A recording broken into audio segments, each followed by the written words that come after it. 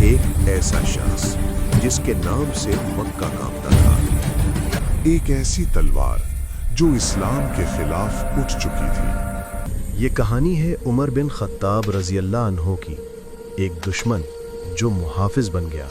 مکہ کی گلیاں گواہ ہیں کہ عمر رضی اللہ اسلام کے سب سے سخت مخالفوں میں شمار ہوتے تھے۔ ان کی شخصیت مضبوط تھی، ان کا مزاج سخت، اور قریش انہیں اپنا سب سے بڑا سہارا سمجھتے تھے۔ مسلمانوں پر ظلم ہوتا تو عمر کی سختی مزید بڑھ جاتی۔ انہیں لگتا تھا کہ محمد صلی اللہ علیہ وسلم کی دعوت مکہ کی بنیادیں ہلا رہی ہے۔ ایک دن عمر رضی اللہ تلوار لے کر نکلے، ارادہ صاف تھا، فیصلہ آخری۔ راستے میں نعیم بن عبداللہ ملے، پوچھا کہاں جا رہے ہو؟ جواب آیا محمد صلی اللہ علیہ وسلم کو ختم کرنے۔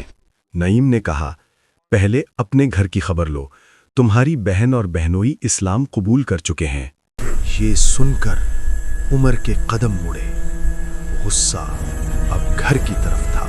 دروازہ کھلا، اندر قرآن کی آواز تھی، سورہ طٰہٰ کی آیات۔ غصے میں ہاتھ اٹھایا، بہن زخمی ہو گئی، خون بہا، اور اسی خون نے عمر کے دل کو ہلا دیا۔ انہوں نے کہا جو پڑھ رہے ہو مجھے دکھاؤ۔ قرآن ہاتھ میں آیا، الفاظ پڑھے گئے، دل پگھلنے لگا۔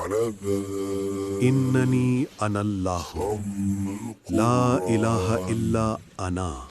یہ وہ لمحہ تھا جب دشمن ٹوٹ گیا اور حق نے راستہ بنا لیا۔ عمر نے کہا مجھے محمد صلی اللہ علیہ وسلم کے پاس لے چلو۔ دار ارقم۔ مسلمان خوف میں تھے، دروازہ کھلا، تلوار ابھی بھی ساتھ تھی۔ نبی کریم صلی اللہ علیہ وسلم سامنے آئے، نگاہ پڑی، اور عمر بول اٹھے میں گواہی دیتا ہوں کہ اللہ کے سوا کوئی معبود نہیں اور محمد صلی اللہ علیہ وسلم اللہ کے رسول ہیں۔ مکہ کی فضاؤں نے اللہ اکبر سنا۔ یہ وہ دن تھا جب اسلام کو اعلان کے ساتھ چلنے کا حوصلہ ملا۔ عمر وہی تھے، لیکن دل بدل چکا تھا۔ وہی طاقت اب حق کے لیے تھی۔ خلافت کا دور آیا، عدل کا سورج نکلا۔ بھوک ہو یا ظلم، عمر کو چین نہ آتا۔